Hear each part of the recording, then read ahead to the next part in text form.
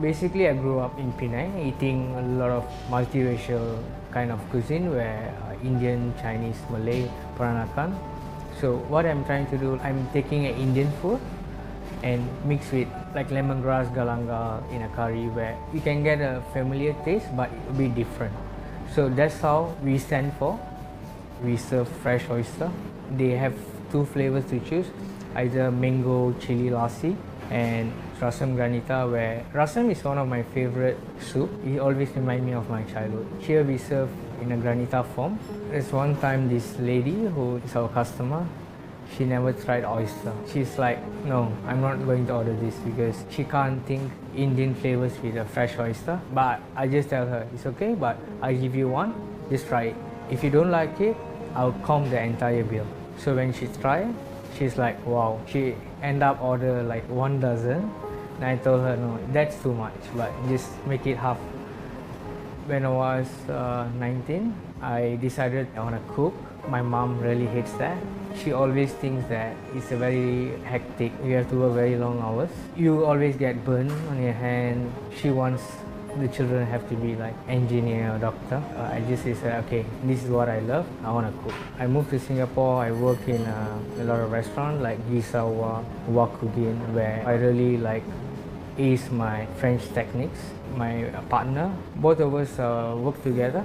So one day he just came to me and he asked, do you want to do a restaurant with me? I was like quite nervous because restaurant business in Singapore is quite risky. You can be really good, maybe in 6 months you just have to close down and everything is just gone. But I told him like, okay, let's do it. We was thinking what kind of concept we want to do.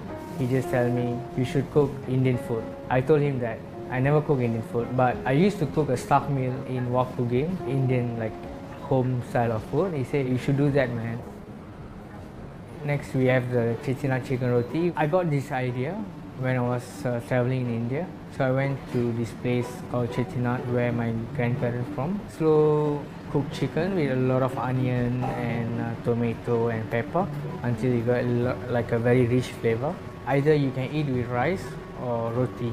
What I did, I just take the chicken and put it in a roti and eat it like a roll. Then I thought of this idea, why not like I make something similar. Here we added like aioli, pickles, just to cut down the richness. It's something like taco and you just eat in one bite or two. I went to India for a month, just traveling around eating, getting the ideas of the flavors and taste. Came back, I did a lot of R&D and we are here now. Within 10 months, we got a lot of recognition.